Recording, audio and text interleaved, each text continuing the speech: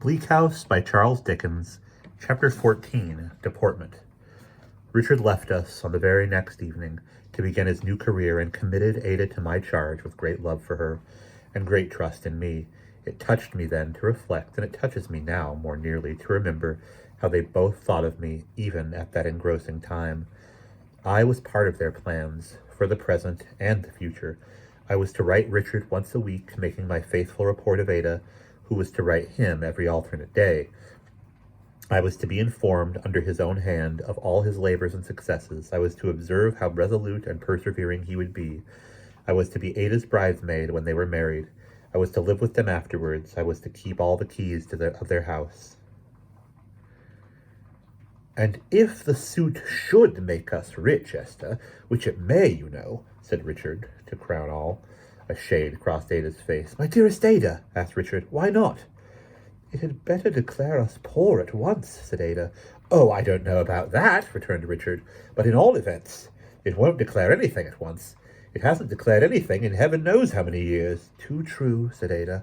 "Yes, but," urged Richard, answering when her look suggested rather than her worst, "the longer it goes on, dear cousin, the nearer it must be to a settlement one way or the other. Now is not that reasonable?" "You know best, Richard, but I am afraid if we trust to it, it will make us unhappy." "But my Ada, we are not going to trust to it," cried Richard gaily. "We know it better than to trust to it. We only say that if it should make us rich, we have no objection to being rich.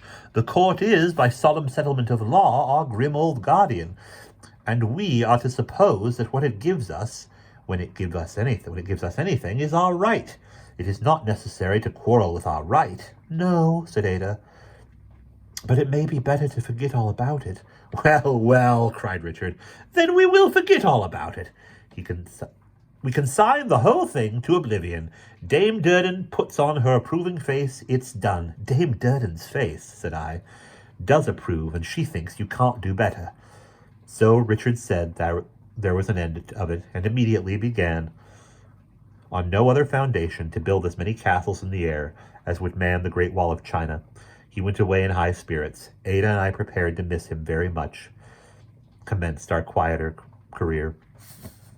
On our arrival in London, we had called with Mr. Jarndyce at Mrs. Jellyby's, but had not been so fortunate as to find her at home. It appeared that she had gone somewhere to a tea-drinking and had taken Miss Jellyby with her. Besides the tea-drinking, there was to be some considerable speech-making and letter-writing of the general merits of the cultivation of coffee, conjointly with natives, at the settlement of Borrioboola.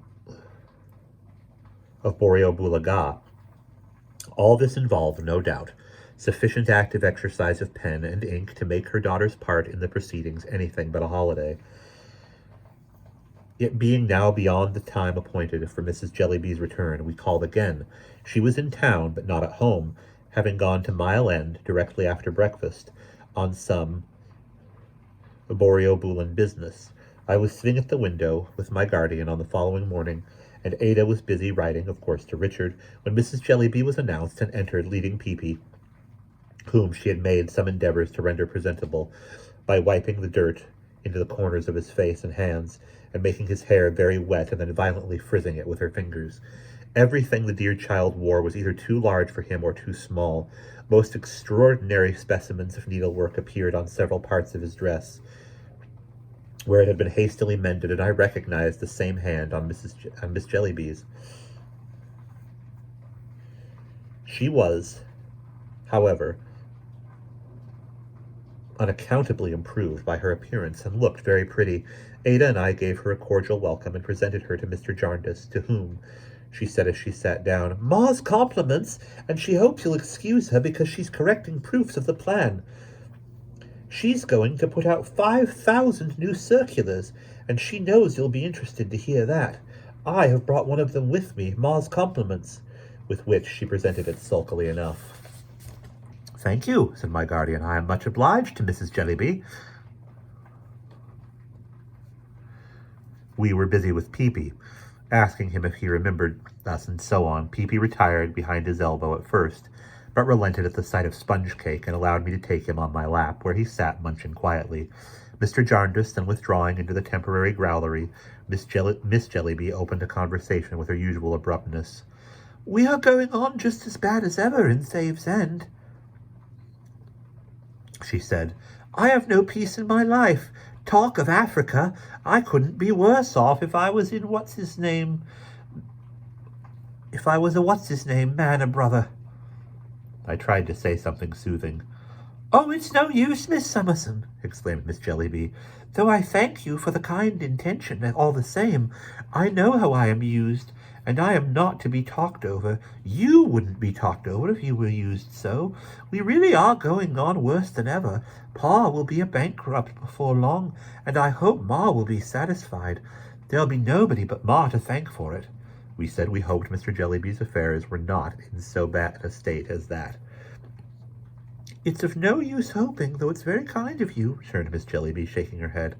"Pa told me only yesterday morning, and dreadfully unhappy he is, that he couldn't weather the storm. I should be surprised if he could, when all our tradesmen send us into our house any stuff they like, and the servants do what they like with it, and I have no time to improve things if I know how, and Ma don't care about anything. I should like to make out how Pa is to weather the storm. I declare if I was Pa I'd run away." "My dear," I said, "your papa no doubt considers his family." "Oh, yes, his family is all very fine, Miss Summerson," replied Miss Jellyby. "But what comfort is his family to him? His family is nothing but bills, dirt, waste, noise, tumbles downstairs, confusion, and wretchedness. His scrambling home from week's end to week's end is like one great washing day, only nothing's washed. I am sure I pity Pa in that degree. I am so angry with Ma that I can't find words to express myself. However, I am not going to bear it. I am determined I won't be a slave all my life, and I won't submit to be proposed to by Mr. Quayle. A pretty thing indeed to marry a philanthropist. If I hadn't had enough of that," said poor Miss Jellyby.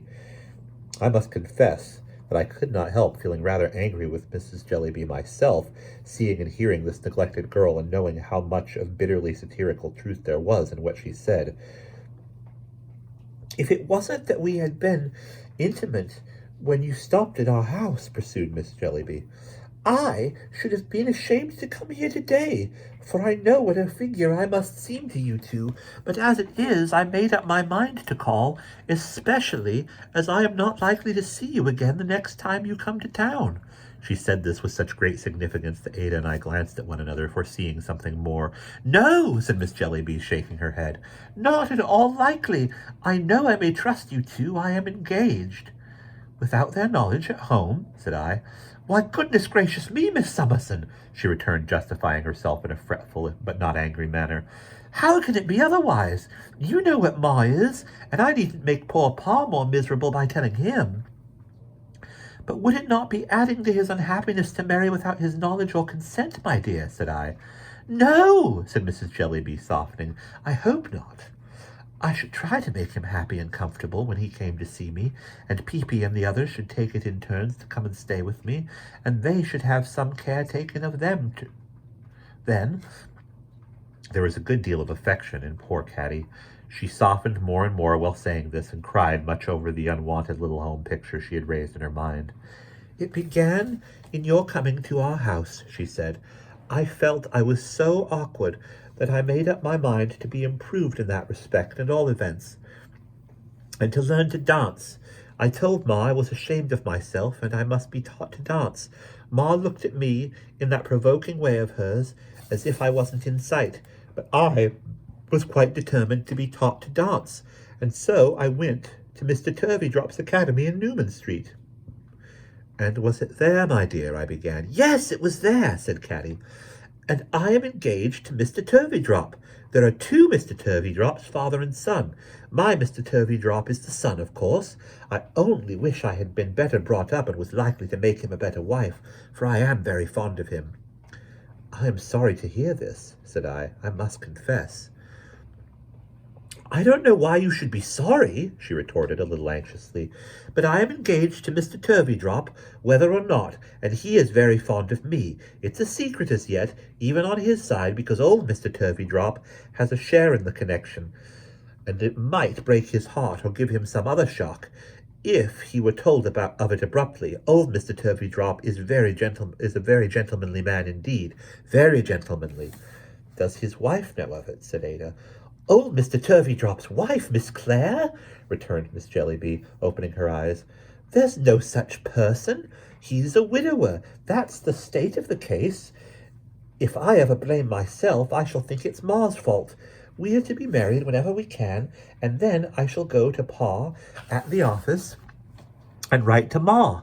It won't much agitate Ma. I am only pen and ink to her. One great comfort is, said Caddy with a sob, that I shall never hear of Africa after I am married. Young Mr. Turveydrop hates it for my sake, and if old Mr. Turveydrop knows there is such a place, it's as much as he does. It was he who was very gentlemanly, I think, said I. Very gentlemanly indeed, said Caddy.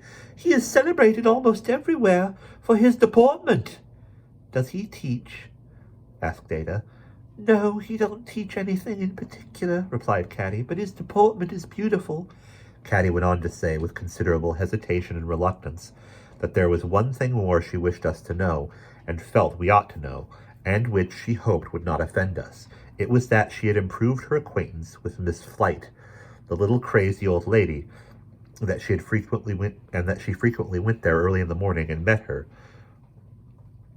lover a few minutes before breakfast, only for a few minutes. I go there at other times, said Caddy, but Prince does not come then. Young Mr. Turveydrop's name is Prince. I wish it wasn't, because it sounds like a dog, but of course he didn't christen himself. Old Mr. Turveydrop had him christened Prince in remembrance of the Prince Regent. Old Mr. Turveydrop adored the Prince Regent on account of his deportment. I hope you won't think the worse of me for having made these little appointments at Miss Flite's, where I first went with you, because I like the poor thing for her own sake, and I believe she likes me. If you could see young Mr. Turveydrop, I am sure you would think well of him. At least I am sure you wouldn't possibly think any ill of him. I am going there now for my lesson. I couldn't ask you to go with me, Miss Summerson, but if you would, said Caddy, who had said all this earnestly and tremblingly, I should be very glad, very glad. It happened that we had arranged with my guardian to go to Miss Flite's that day. We had told him of our former visit, and our account had interested him, but something had always happened to prevent our going there again. As I trusted that I might have sufficient influence with Miss Jellyby to prevent her taking any very rash step, if I fully accepted the confidence she was so willing to place in me, poor girl, I proposed that she and I and Peepee should go to the academy and afterwards meet my guardian and Ada at Miss Flite's, whose name I now learned for the first time. This was on condition that Miss Jellyby and Peepee should come back with us to dinner. The last article of the agreement being joyfully acceded to by both, we smartened Peepee up a little with the assistance of a few pins, some soap and water, and a hairbrush, and went out, bending our steps toward Newman Street, which was very near. I found the academy established in a sufficiently dingy house at the corner of an archway, with busts in all the staircase windows. In the same house there were also established, as I gathered from the plates on the door, a drawing master, a coal merchant, and a lithographic artist. On the plate, which in size and situation took precedence of all the rest, I read, Mr. Turveydrop. We went upstairs. It had been quite a fine house once, when it was anybody's business to keep it clean and fresh, and into Mr. Turveydrop's great room, which was built out of a mews at the back, and was lighted by a skylight. It was a bare, resounding room, smelling of stables, with cane forms along the walls, and the walls ornamented at regular intervals with painted lyres and little cut glass branches for candles. Several young lady pupils, ranging from 13 or 14 years of age to 2 or 3 and 20, were assembled, and I was looking among them for the instructor, when Caddy, pinching my arm, repeated the ceremony of introduction. Miss Summerson, Mr. Prince Turveydrop. I curtsied a little to a blue-eyed, fair man of youthful appearance, with flaxen hair parted in the middle and curling at the ends all round his head. He had a little fiddle, which we used to call at school a kit, under his left arm, and its little bow in the same hand. His little dancing shoes were particularly diminutive, and he had a little innocent feminine manner, which not only appealed to me in an amiable way, but made this singular effect upon me, that I received the impression that he was like his mother, and that his mother had not been much considered or well used. "I am very happy to see Miss Jellyby's friend," he said, bowing low to me. "I began to fear," with timid tenderness, "as it was past the usual time, that Miss Jellyby was not coming." "I beg you will have the goodness to attribute that to me who have detained her, and receive my excuses, sir," said I, "and pray do not allow me to be the cause of any more delay." With that apology, I withdrew to a seat between Peepy and an old lady of a censorious countenance, whose two nieces were in the class. Prince Turveydrop then tinkled the strings of his kit with his fingers, and the young ladies stood up to dance. Just then there appeared from a side door old Mr. Turveydrop, in the full lustre of his deportment. He was a fat old gentleman with a false complexion, false teeth, false whiskers, and a wig. He had a fur collar, and he had a padded breast to his coat, which only wanted a star or a broad blue ribbon to be complete. He was pinched in, and swollen and swelled out, and strapped down as much as he could possibly bear. He had such a neckcloth on, and his chin and even his ears so sunk into it, that it seemed as though he must inevitably double up if it were cast loose. He had under his arm a hat of great size and weight, shelving downward from the crown to the brim, and in his hand a pair of white gloves, with which he flapped as he stood poised on one leg, in a high-shouldered, round-elbowed state of elegance not to be surpassed. He had a cane, he had an eyeglass, he had a snuff-box, he had rings, he had wristbands, he had everything but any touch of nature. He was not like youth, he was not like age, he was not like anything in the world, but a model of deportment. "Father, a visitor, Miss Jellyby's friend, Miss Summerson." "Distinguished," said Mr. Turveydrop, "by Miss Summerson's presence," and he bowed to me in that tight state I almost believed I saw creases come into the whites of his eyes. "My father," said the son aside to me with quite an affecting belief in him, "is a celebrated character. My father is greatly admired." "Go on, Prince, go on," said Mr. Turveydrop, waving his gloves condescendingly. "Go on, my son." At this command, or by the gracious permission, the lesson went on. Prince Turveydrop sometimes played the kit, dancing, sometimes played the piano, standing, sometimes hummed the tune with what little breath he could spare, while he set a pupil right, always conscientiously moved from the least proficient through every step and every part of the figure, and never rested for an instant. His distinguished father did nothing whatever but stand before the fire, a model of deportment. "And he never does anything else," said the old lady of the censorious countenance. "Yet would you believe that it's his name on the door-plate?" "His son's name is the same, you know," said I. "He wouldn't let his son have any name if he could take it from him," returned the old lady. I felt curious to know more concerning this person. I asked, "Does he give lessons in deportment now?" "Now?" returned the old lady shortly. "Never did." After a moment's consideration, I suggested that perhaps fencing had been his accomplishment. "I don't believe he can fence at all, ma'am," said the old lady. I looked surprised and inquisitive, the old lady becoming more and more incensed against the master of deportment, as she dwelt upon the subject, gave me some particulars of his career. He had married a meek little dancing mistress with a tolerable connection, having never in his life before done anything but deport himself, and had worked her to death, or had at best suffered her to work herself to death, to maintain him in those expenses which were indispensable to his position, at once to exhibit his deportment to the best models and to keep the best models constantly before himself, he had found it necessary to frequent all public places of fashionable and lounging resort, and to be seen at Brighton and elsewhere at fashionable times, and to lead an idle life in the best clothes. To enable him to do this, the affectionate little dancing mistress had toiled and labored, and would have toiled and labored to that hour if her strength had lasted for so long. For the mainspring of the story was that, in spite of the man's absorbing selfishness, his wife had to the last believed in him, and had on her deathbed in the most moving terms confided him to their son as one who had an inexhaustible claim upon him. The son, inheriting his mother's belief and having the deportment always before him, had lived and grown in the same faith, and now, at 30 years of age, worked for his father 12 hours a day, and looked up to him with veneration on the old imaginary pinnacle. "The airs the fellow gives himself," said my informant, shaking her head at old Mr. Turveydrop with speechless indignation, as he drew on his tight gloves. "He fully believes he is one of the aristocracy, and he is so condescending to the son, and so egregiously deludes that you might suppose him to be the most virtuous of parents." "Oh," said the old lady, apostrophizing him with infinite vehemence, "I could bite you." I could not help being amused. I thought I heard the old lady out, with feelings of real concern.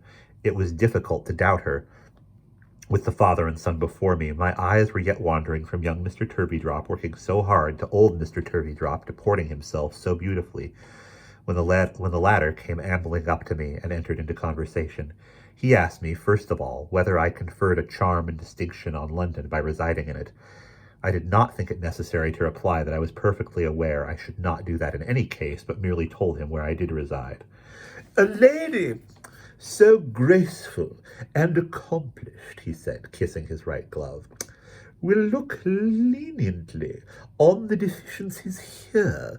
We do our best to polish.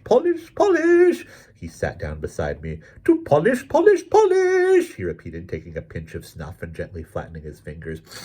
"But we are not, if I may say so, too unformed to be graceful both by nature and art," with a high-shouldered bow which seemed impossible for him to make without lifting up his eyebrows and shutting his eyes. "We are not what we used to be in point of deportment. We have degenerated. A levelling age is not favourable to deportment. It develops vulgarity. Perhaps I speak with some little particularity. It may not be for me to say that I have been called, for some years now, Gentleman Turveydrop, or that His Royal Highness the Prince Regent did me the honour to inquire on my removing my hat as he drove out of the pavilion at Brighton, that fine building. Who is he? Who the devil is he? Why don't I know him? Why hasn't he 30,000 a year? But these are little manners of anecdote. The general property, ma'am, still repeated occasionally among the upper classes." "Indeed," said I. He replied, with a high-shouldered bow, "Well, what is left among us of deportment," he added, "still lingers. England, alas, my country, has degenerated very much, and is degenerating every day. She has not many gentlemen left. We are few. I see nothing to succeed us but a race of weavers." "One might hope that a race of gentlemen would be perpetuated here," said I. "Oh, you are very good," he smiled, with a high-shouldered bow again. "You flatter me, but no. I have never been able to imbue my poor boy with that part of his art. Heaven forbid that I should disparage my dear child, but he has no deportment." "He appears to be an excellent master," I observed. "Understand me, my dear madam, he is an excellent master. All that can be acquired, he has acquired. All that can be imparted, he can impart. But there are things—" He took another pinch of snuff and made the bow again, as if to add, "This kind of thing, for instance," I glanced toward the center of the room, where Miss Jellyby's lover, now engaged with single pupils, was undergoing greater drudgery than ever. "Your son is indefatigable," said I. "It is my reward," said Mr. Turveydrop, "to hear you say so. In some respects he treads in the footsteps of his sainted mother. She was a devoted creature. But woman, lovely woman," said Mr. Turveydrop with disagreeable gallantry, "what a sex you are!" I rose and joined Miss Jellyby, who was by this time putting on her bonnet. The time allotted to a lesson having fully elapsed, there was a general putting on of bonnets. When Miss Jellyby and the unfortunate prince found an opportunity to become betrothed, I don't know, but they certainly... When Miss Jellyby and the unfortunate prince found an opportunity to become betrothed, I don't know, but they certainly found none on this occasion to exchange a dozen words.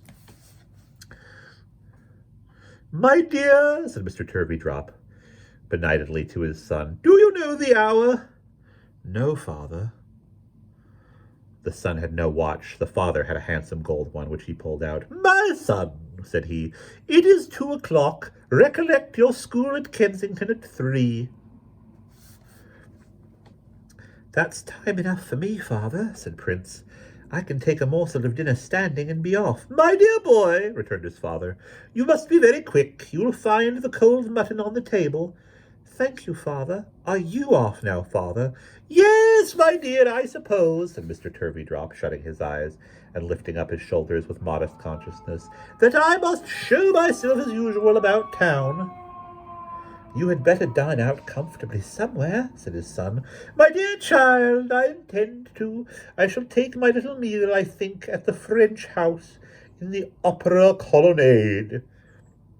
"That's right. Goodbye, father," said Prince, shaking hands. "Goodbye, my son. Bless you." Mr. Turveydrop said this in quite a pious manner, and it seemed to do his son good, who, in parting from him, was so pleased with him, so dutiful to him, and so proud of him, that I almost felt as if it were an unkindness to this younger man not to be able to believe implicitly in the elder. The few moments that were occupied by Prince in taking leave of us enchanted my favorable impression of his almost childish character. I felt a liking for him and a compassion for him as he put his little kit in his pocket and went away good-humoredly to his cold mutton and his school in Kensington, that made me scarcely less irate with his father than the censorious old lady. The father opened the room door for us and bowed us out in a manner, I must acknowledge, worthy of his shining original. In the same style, he presently passed us on the other side of the street on his way to the aristocratic part of town, where he was going to show himself among the few other gentlemen left.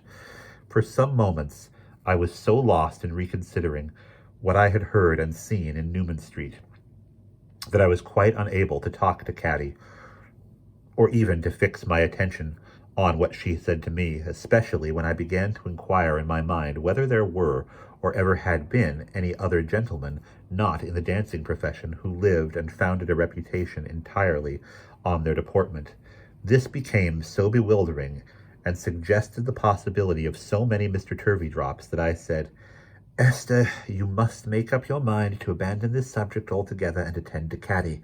I accordingly did so,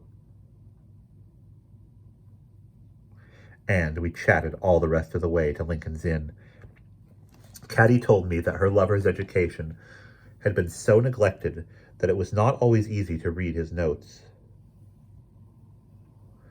She said if he were not so anxious about his spelling and took less pains to make it clear, he would do better, but he put so many unnecessary letters into short words that they sometimes quite lost their English appearance. "He does it with the best intention," observed Caddy. "But it hasn't the effect he means, poor fellow." Caddy then went on to reason. How could he be expected to be a scholar when he had passed his whole life in the dancing school,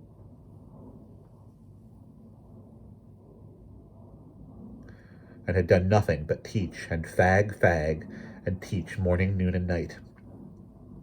But what did it matter? She could write letters enough for both, and she knew, to her cost, It was far better for him to be amiable than learned.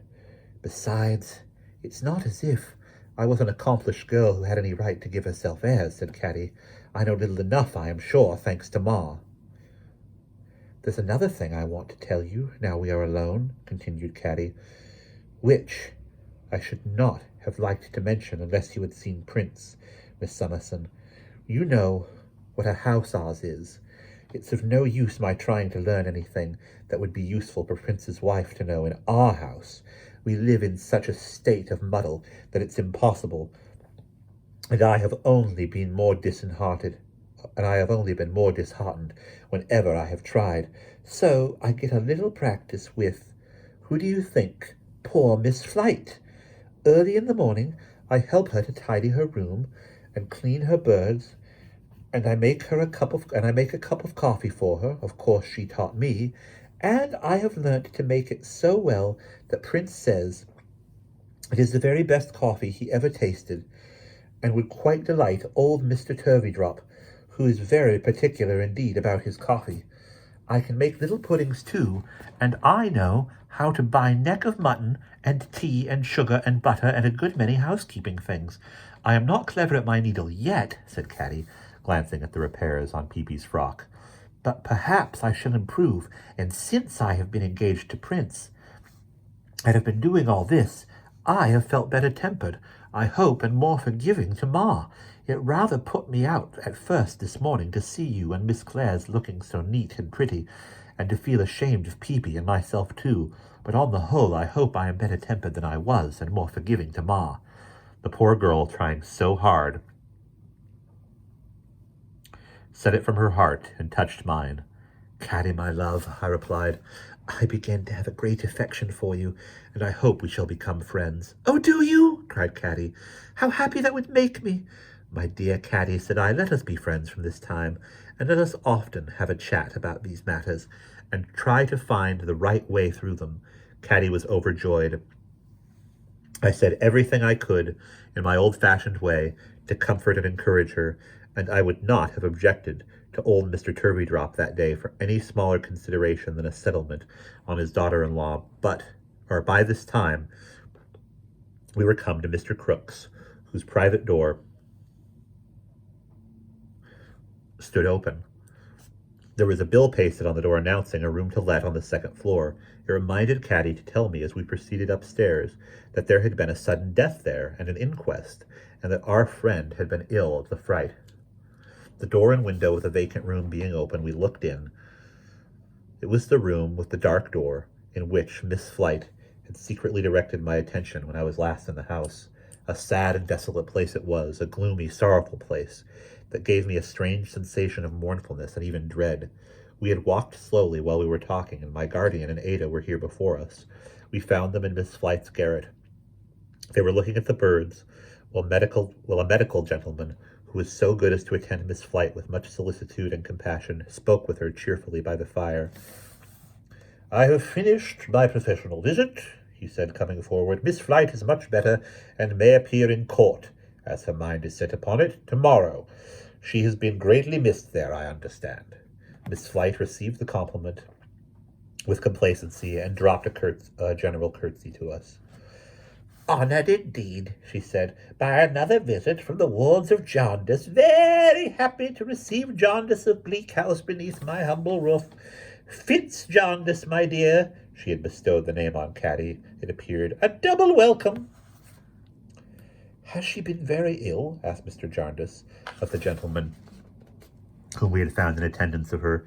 She answered for herself directly, though he had put the question in a whisper. Oh, decidedly unwell. Oh, very unwell indeed, she said confidentially. Not pain, you know, trouble. Not bodily so much as nervous. Nervous, the truth is, in a subdued voice and trembling, we have had death here. There was poison in the house. I am very susceptible to such horrible things. It frightened me. Only Mr. Woodcourt knows how much. My physician, Mr. Woodcourt, the wards in Jarndyce of Bleak House, Fitz Jarndyce. Miss Flight, said Mr. Woodcourt in a grave kind of voice, as if he were appealing to her while speaking to us and laying his hand gently on her arm. Miss Flite describes her illness with her usual accuracy. She is alarmed by an occurrence in the house which might have alarmed a stronger person, and was made ill by the distress and agitation. She brought me here in the first hurry of the discovery, though too late for me to be of any use to the unfortunate man. I have compensated myself for that disappointment by coming here since, and being of some small use to her. The kindest physician in the college, whispered Miss Flite to me. I expect a judgment on the day of judgment, and shall then confer estates. She will be well in a day or two, said Mr. Woodcourt, looking at her with an observant smile. If ever, as she ever will be. In other words, quite well, of course. Have you heard of her good fortune? Most extraordinary, said Miss Flite, smiling brightly. You never heard of such a thing, my dear. Every Saturday, Conversation Kenge, or Guppy, clerk of Conversation K, places in my hand a paper of shillings. Shillings, I assure you. Always the same number in the paper, always one for every day of the week. Now you know really, so well timed, is it not? Yes. From whence do these papers come, you say? That is the great question. Naturally. Shall I tell you what I think? I think, said Miss Flite, drawing herself back with a very shrewd look and shaking her right forefinger in a most significant manner, that the Lord Chancellor, aware of the length of time during which the Great Seal has been open, for it has been open a long time, forwards them until the judgment I expect is given. Now that's very credible, you know, to confess in that way that he is a little slow for human life, so delicate.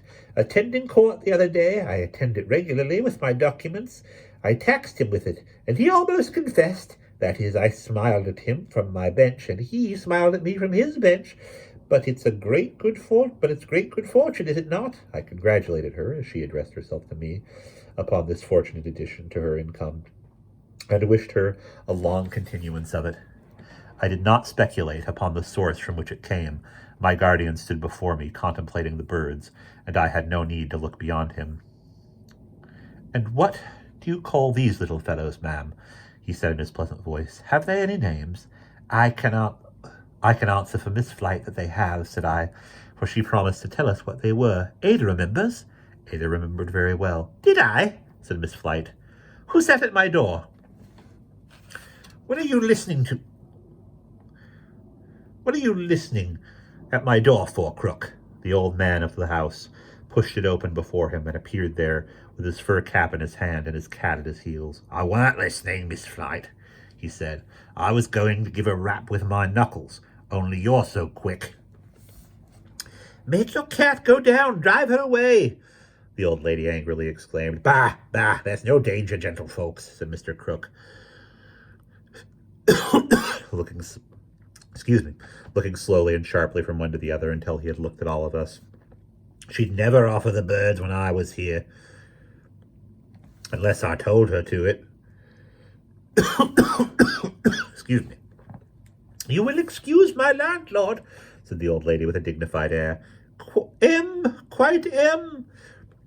What do you want, Crook, when I have company? Hi, said the old man. You know I am the Chancellor. Well, returned Miss Flite, what of that? For the Chancellor, said the old man with a chuckle. Not to be acquainted with a jaundice is queer, ain't it, Miss Flite? Mightn't I take the liberty? Your servant, sir. I know jaundice and jaundice most as well as you do, sir. I know old Squire Tom, sir. I never, to my knowledge, see you afore, though, not even in court. Yet I go there a mortal sight of times in the course of the year. I never go there, said Mr. Jarndyce, which he never did on any consideration. I would sooner go somewhere else. Would you, though? Returned Crook, grinning. You're bearing hard upon my noble and learned brother in your meaning, sir, though perhaps it is but natural in a Jarndyce. The burnt child, sir. What you're looking at my lodger's birds, Mr. Jarndyce. The old man came by little and little into the room until he now touched my guardian with one of her strange ways that she'll never tell the names of the birds if she can help it. But she'll never tell. It's one of her strange ways that she'll never tell the names of these birds if she can help it, though she named them all. This was in a whisper. Shall I run over 'em, Flight? He asked aloud, winking at us and pointing at her. If you like, she answered hurriedly. The old man, looking up at the cages, after another look at us, went through the list. Hope, joy, youth, peace, rest, life, dust, ashes, waste, want, ruin, despair, madness, death, cunning, folly, words, wigs, rags, sheepskin, plunder, precedent, jargon, gammon, and spinach. That's the whole collection, said the old man, all cooped up together by my noble and learned brother. This is a bitter wind, muttered my guardian. When a noble and learned brother gives his judgment, they're to be let go free, said Crook, winking at us again. And then, he added, whispering and grinning, if that ever was to happen, which it won't, the birds that have never been caged would kill 'em. If ever the wind was in the east, said my guardian, pretending to look out of the window for a weathercock, I think it's there today. We found it very difficult to get away from the house. It was not Miss Flight who detained us. She was very reasonable, a little creature, in consulting the convenience of others, as there possibly could be. It was Mr. Crook. He seemed unable to detach himself from Mr. Jarndyce. If he had been linked to us, he could hardly have attended him more closely. He proposed to show us his court of chancery, and all the strange medley it contained. During the whole of our inspection, prolonged by himself, he kept close to Mr. Jarndyce, and sometimes detained him, under one pretence or other, until we had passed on, as if he were tormented by an inclination to enter upon some secret subject which he could not make up his mind to approach. I cannot imagine a countenance and manner more singularly expressive of caution and indecision, a perpetual impulse to do something he could not resolve to venture on, than Mr. Crook's was that day. His watchfulness of my guardian was incessant. He rarely removed his eyes from his face. At last, having been always attended by the cat all over the house, and having seen the whole stock of miscellaneous lumber, which was certainly curious, we came into the back part of the shop. Here, on the head of an empty barrel, stood on end, were an ink bottle, some old stumps of pens, and some dirty playbills, and against the wall were pasted several large printed alphabets in several plain hands. What are you doing here? Asked my guardian. Trying to learn myself to read and write, said Crook. And how do you get on? Slow, bad, returned the old man impatiently. It's hard at my time of life. It would be easier to be taught by someone, said my guardian. Aye, but they might teach me wrong, returned the old man with a wonderfully suspicious flash of his eyes. I don't know what I may have lost by not knowing, but I may have lost by not being learned afore. I wouldn't like to lose anything by being learned wrong now. Wrong? Said my guardian with his good-humored smile. Who do you suppose would teach you wrong? I don't know, Mr. Jarndyce of Bleak House, replied the old man, turning up his spectacles on his forehead. I don't suppose anybody would, but I'd rather trust my own self than another.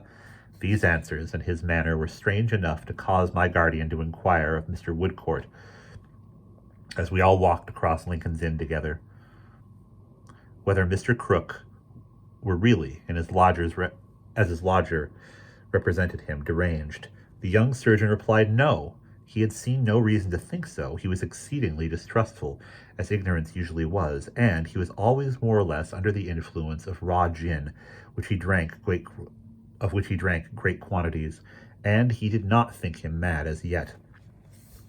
On our way home, I so conciliated Peepy's affections by buying him a windmill and 2 flour stacks that he would sit nowhere at dinner but at my side. Caddy sat upon the other side of me, next to Ada, to whom we imparted the whole history of the engagement as soon as we got back. We made much of Caddy and Peepy too, and Caddy brightened exceedingly, and my guardian was as merry as we were, and we were all very happy indeed. I have forgotten to mention, at least I have not mentioned, that Mr. Woodcourt was the same dark young surgeon whom we had met at Miss Flight's, or that Mr. Jarndyce invited him to dinner that day, or that he came, or that when they were all gone I said to Ada, Now, my darling, let us have a little talk about Richard. Ada laughed and said, but I don't think it matters what my darling said. She was always merry. And that is the end of chapter 14.